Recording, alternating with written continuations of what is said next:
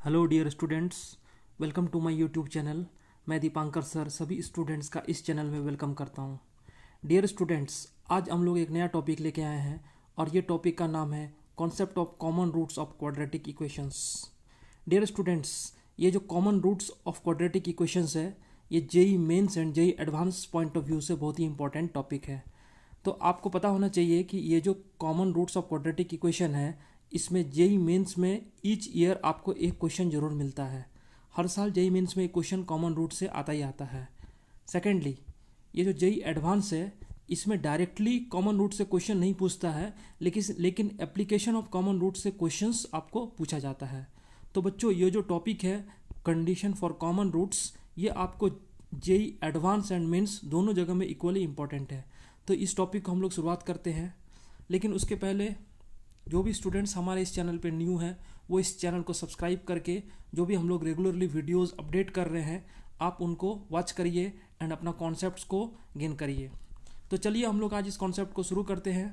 तो सबसे पहले ध्यान दीजिए बच्चों, इसमें जो है आपको दो केस लेना पड़ता है। कंडीशन ऑफ कॉमन रूट्स में क्या होता है कि आपको दो केस लेना पड़ता है। पहला केस हो गया कि when one root is common and when both roots are common.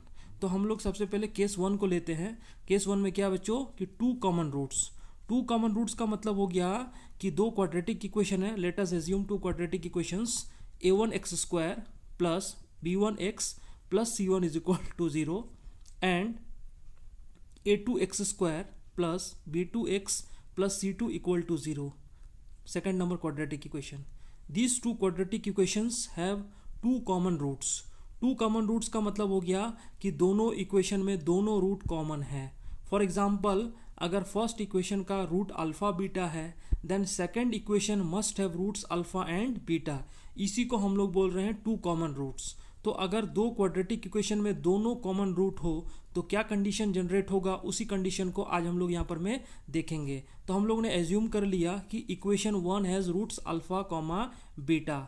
अगर alpha comma beta equation one का रूट्स है that means equation two has roots alpha comma beta. क्यों ऐसा लिख रहे हैं? क्योंकि बोथ रूट्स आर कॉमन, दोनों रूट कॉमन है। तो आप यहाँ से दोनों इक्वेशन से आप सम एंड प्रोडक्ट को लिख लीजिए। From equation one alpha plus beta equal to minus b1 by a1। Sum of roots का फॉर्मूला बच्चों सभी को पता है, sum of roots is equal to minus b by a। तो यहाँ पर b1 है, यहाँ पर में क्या है a1 है। तो पहला इक्वेशन से sum of root minus b1 by a1। Product of root alpha into beta is equal to c by a। तो हम लोग यहाँ पर c1 बाई a1 लिख लिए। सिमिलरली फ्रॉम इक्वेशन टू अगर sum of roots alpha plus beta लिखें equal to minus b2 divide by a2 and product of root alpha into beta equal to c2 by a2। अब जरा गौर से देखिए, दोनों equation में सम तो बराबर है और प्रोडक्ट भी क्या है, बराबर है। तो दोनों को बराबर कर लीजिए, यानी minus b1 by a1 equal to minus b2 by a2 equate कर दिया। इसी तरह से प्रोडक्ट को इक्वेट कर लीजिए, c1 by a1 equal to c2 by a2। दोनों इक्वेशन को इक्वेट कर लिया। अब पहले वाले इक्वेशन को इक्वेट किया तो आपको ये मिल रहा है b1 by b2 equal to a1 by a2। Minus minus क्या हो गया, कैंसिल आउट हो गया। तो यहाँ पर मैं एक रिजल्ट मिला b1 by b2 equal to a1 by a2। And यहाँ पर मैं दूसरा इक्वेशन को देखिए, c1 by c2 equal to a1 by a2। तो c1 by c2 equal to a1 by a2। तो इन दोनों इक्वेशन को अगर मर्ज कर दिया जाए या एक साथ लिखा जाए तो आपको रिजल्ट क्या मिलेगा, a1 by a2 equal to b1 by b2 equal to c1 by c2। यानी तीनों कोफिशिएंट है a1 b1 c1 a2 b2 c2, ये तीनों कोफिशिएंट प्रोपोर्शन में क्या होंगे, इक्वल होंगे। a1 by a2 equal to b1 by b2 equal to c1 by c2। ये condition for both roots common. तो आपको ये ध्यान रखना है कि अगर दो क्वाड्रेटिक इक्वेशन आपको दिखाई दे a1x² plus b1x plus c1 equal to 0 and a2x² plus b2x plus c2 equal to 0, अगर दोनों रूट कॉमन है तो आपको क्या करना है, a1 by a2 equal to b1 by b2 equal to c1 by c2।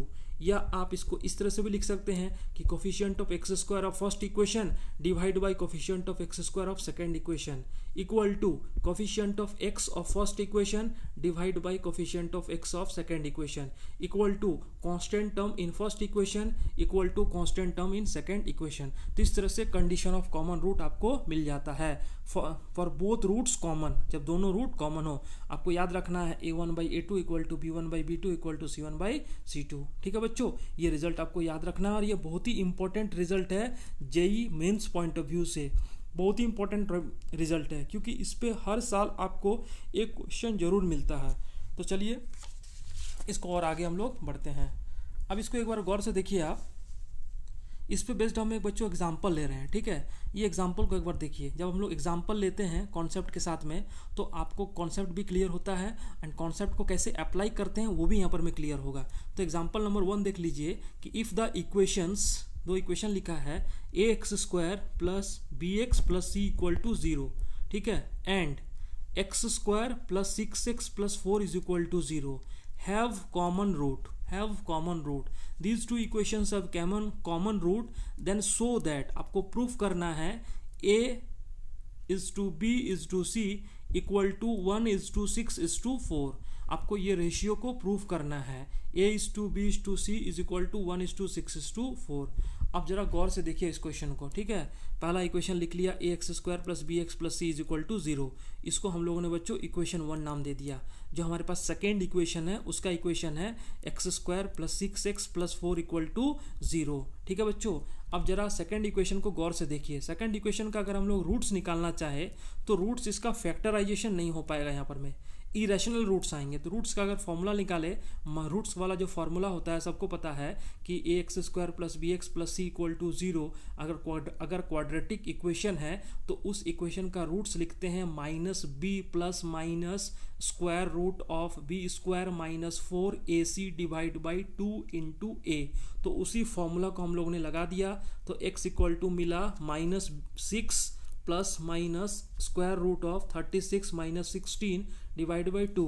तो x का वैल्यू बच्चों यहाँ पर मिल रहा है -3 प्लस √5 कॉमा -3 माइनस √5। और दोनों रूट्स कैसा रूट्स है बच्चों? इरेशनल रूट्स है। रूट्स कैसा है? Irrational roots. ठीक है, तो सबसे पहले कॉन्सेप्ट आपको जान लेना है। यहाँ पर मैं कॉन्सेप्ट ये है, नोट में मैंने इसको कॉन्सेप्ट लिख दिया है कि in case of irrational roots if two quadratic equations has one root common. In case of irrational roots, if two quadratic equations has one root common, then both roots must be common. ठीक है, ये concept है, इसको ध्यान रखना है। ये concept ये बोल रहा है कि अगर कोई क्वाड्रेटिक इक्वेशन का रूट्स इरेशनल है, ठीक है, और ये बोल रहा है कि इसमें एक रूट कॉमन है, तो इरेशनल रूट्स के केस में दोनों रूट क्या हो जाएंगे? कॉमन हो जाएंगे। तो यहाँ पर ये जो क्वेश्चन है इसमें बोल रहा है हैव कॉमन रूट। यहाँ पर आपको क्लियर नहीं किया है कि एक रूट कॉमन है या दो रूट कॉमन है। तो आपको एक रूट कॉमन माना, लेकिन रूट्स क्या आ गया? इरेशनल रूट्स आ गया। तो जहाँ इरेशनल रूट्स आएगा तो दोनों रूट क्या हो जाएंगे? कॉमन हो जाएंगे। और अगर दोनों रूट कॉमन होता है तो पिछला केस में अभी बताया था कि a1/a2 equal to b1/b2 equal to c1/c2। तो दोनों का जो रेशियो हो जाएगा कोफिशिएंट का क्या हो जाएगा? a/1 equal to b/6 is equal to c/4। तो यही चीज़ आपको प्रूफ करना था।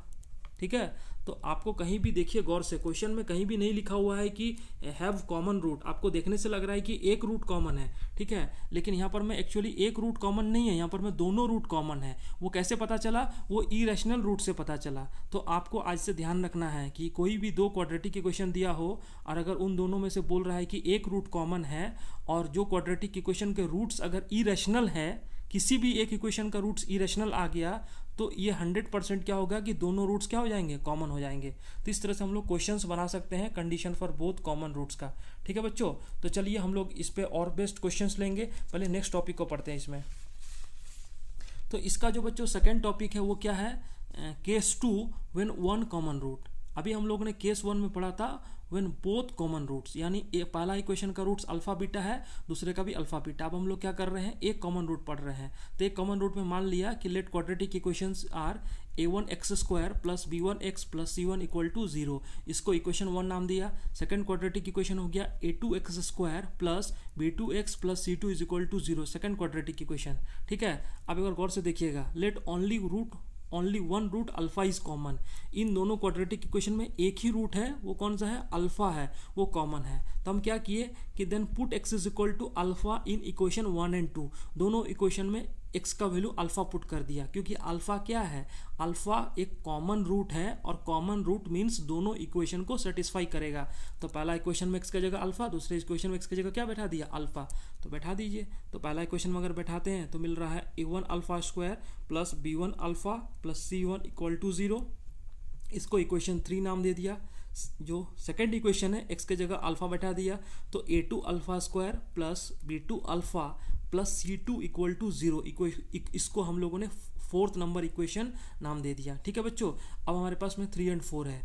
अब हमें क्या करना है, क्रॉस मल्टीप्लिकेशन टेक्निक लगाना है। क्रॉस मल्टीप्लिकेशन टेक्निक में क्या करते हैं, जैसे अल्फा स्क्वायर आ गया, डिटर्मिनेंट जैसे एक्सपेंड करते हैं, तो अल्फा स्क्वायर हो गया, अल्फा स्क्वायर डिवाइड बाई ये हो गया, देखिए b1c2 minus b2c1, b1c2 minus b2c1 equal to alpha. जैसे अल्फा रख देंगे डिटर्मिनेंट में इस तरह से लोअर टू अपर, तो a2c1 alpha divide by a2c1 minus a1c2, a2c1 minus a1c2 equal to, यहाँ पर मैं कांस्टेंट टर्म है तो कांस्टेंट टर्म की जगह 1 रख दिया, divide by 1 divide by a1b2 minus a2b1 इस तरह से हम लोगों ने लिख दिया।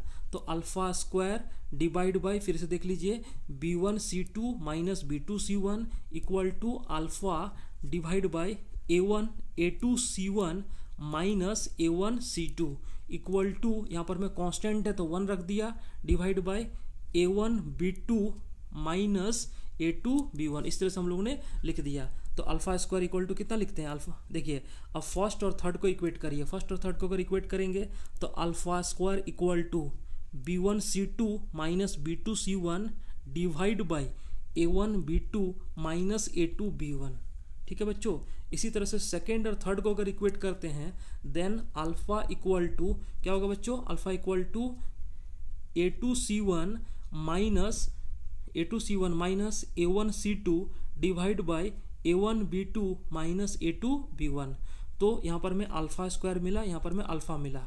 अब अगर इसमें अगर स्क्वायर कर दे तो इसके बराबर मिल जाएगा, तो इसको सेकेंड वाले इक्वेशन को स्क्वायर कर दीजिए तो अल्फा स्क्वायर मिलेगा और इसके जगह बैठा दीजिए, तो क्या रिजल्ट मिलेगा, देखिए a2c1 minus a1c2 divide by a1b2 minus a2b1 whole square equal to, यहाँ पर देखिए b1c2 minus b2c1 divide by a1b2 minus a2b1 इस तरह से हम लोग एक्सपेंड कर दिया। अब इसको गौर से देखिए, यहाँ पर में होल स्क्वायर है तो डिनोमिनेटर का एक टर्म a1b2 माइनस a2b1 और a1b2 माइनस a2b1 क्या हो जाएगा, कैंसिल आउट हो जाएगा। तो इसको कैंसिल आउट कर दीजिए, तो फिर इसको स्क्वायरिंग कर देंगे तो आपको ये रिजल्ट मिलेगा, a2c1 minus a1c2 whole square equal to a1b2, एक डिनोमिनेटर से बचेगा ये वाला term, a1b2 minus a2b1 whole bracket into इधर का एक टर्म बचेगा b1c2 माइनस b2c1। तो ये जो हमारे पास में रेड बॉक्स में इक्वेशन लिखा हुआ है, ये condition for only one common root का ये कंडीशन है। When one common root is there, ये कंडीशन आपको याद रखना है। ठीक है, a2c1 माइनस a1c2 का whole square equal to a1b2 minus a2b1 whole bracket into b1c2 minus b2c1। ठीक है, तो जिसमें a1b1c1 क्या है, a1b1c1 क्वाड्रेटिक इक्वेशन 1 के कोफिशिएंट है, a2b2c2 क्वाड्रेटिक 2 के क्या है, कोफिशिएंट्स है। ठीक है बच्चों, तो ये ध्यान रखना है। अच्छा, इसी में अगर condition for one common root, ठीक है, और अगर कॉमन रूट की बात करें तो कॉमन रूट क्या है, अल्फा है, अल्फा कॉमन रूट है, तो अल्फा को आप लिख सकते हो। अगर आपको पूछा जाए कि find the value of common root, तो कॉमन रूट क्या हो जाएगा, अल्फा इक्वल टू देख लीजिए a2c1 minus a1c2 divide by a1b2 minus a2b1। तो ये कॉमन रूट हो गया, और ये वाला जो रेड बॉक्स में लिखा हुआ है ये कंडीशन फॉर कॉमन रूट है।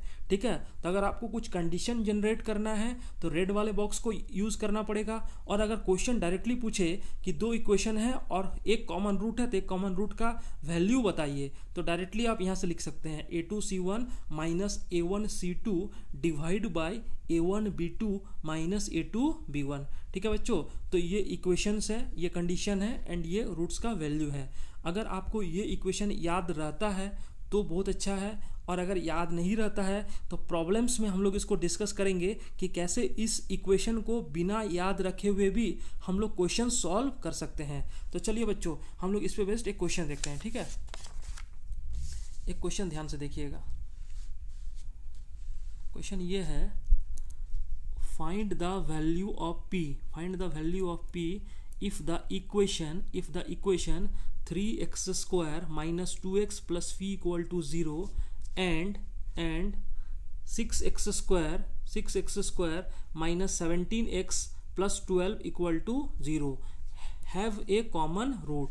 दो इक्वेशन है, दोनों में एक कॉमन रूट है, ठीक है। 3x square minus 2x plus P is equal to 0 and 6x square minus 17x plus 12 is equal to 0। दोनों में एक कॉमन रूट है, तो p का वैल्यू बताइए, ठीक है। तो मैंने मान लिया, एक्सप्लेनेशन इसका देखिए कि let alpha is common root. कौन सा कॉमन रूट है? अल्फा कॉमन रूट है।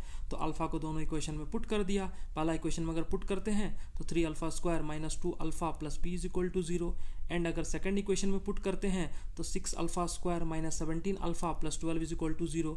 दोनों इक्वेशन में क्या कर दिया? पुट कर दिया। अब फिर से क्रॉस मल्टीप्लिकेशन टेक्निक लगाइए। क्रॉस मल्टीप्लिकेशन टेक्निक के लिए क्या करेंगे? अल्फा स्क्वायर डिवाइड बाई, देखिए कोफिशिएंट्स को मल्टीप्लाई करते हैं, तो इधर -2 इधर में 12 तो -24, ठीक है। माइनस 17 इंटू पी यानी प्लस 17p, ठीक है, equal to alpha divide by क्या करेंगे बच्चों? देखिए इधर में 3 इंटू 12, सॉरी इधर में लोअर टू अपर, तो 6 into P, alpha divide by 6 into P minus 3 into 12 कितना हो गया? 36 इक्वल टू, यहाँ पर मैं कांस्टेंट टर्म से तभी बताया था पिछला केस में 1 लिखना है, 1 डिवाइड बाई इन दोनों को मल्टीप्लाई कीजिए। 3 इंटू माइनस 17 कितना हो गया? -51 माइनस 6 इंटू -2 यानी प्लस 12, -51 प्लस 12, ठीक है। तो अब देखिए 3 फ्रैक्शन है, 3 में से हम क्या कर रहे हैं बच्चों?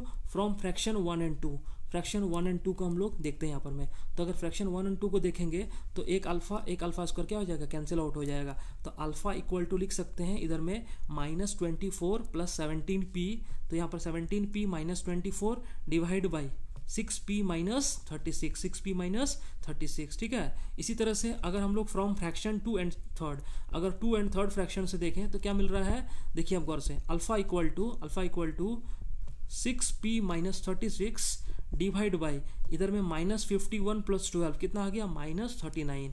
अब दोनों को बराबर कर दीजिए, क्योंकि यहाँ से भी अल्फा मिल रहा है, यहाँ से भी अल्फा मिल रहा है। तो अगर इक्वेट कर देंगे तो आप गौर से देखिए 17p minus 24 divide by 6p minus 36 is equal to 6p minus 36 divide by -39। तो यहाँ से बच्चों हमने क्या किया? 3 कॉमन निकाल लिया, तो इस तरह से यहाँ पर में 2p माइनस 12 हो गया, एंड 3 और -39 में से कितना बचा? -13। अब जब इसको क्रॉस मल्टीप्लाई करेंगे तो क्वाड्रेटिक इक्वेशन बनेगा बच्चों, ठीक है। ये क्वाड्रेटिक इक्वेशन आप इजीली बना सकते हो मल्टीप्लाई करके। इसको इधर मल्टीप्लाई करिए, इसको इधर मल्टीप्लाई करिए, तो जो फाइनली कोफिशिएंट्स को इक्वेट कर देंगे तो क्वाड्रेटिक इक्वेशन बनेगा 12p square plus 77p plus 120 equal to 0, ठीक है बच्चों। तो ये क्वाड्रेटिक इक्वेशन है। जब इसका फैक्टर बनाएंगे, आप फैक्टर बनाइएगा चेक करके, तो इसका फैक्टर बनेगा 4p plus 15 whole bracket 3p plus 8 equal to 0। तो यहाँ से एक p का वैल्यू मिलेगा -15/4 एंड सेकेंड p का वैल्यू मिलेगा p इज इक्वल टू -8/3।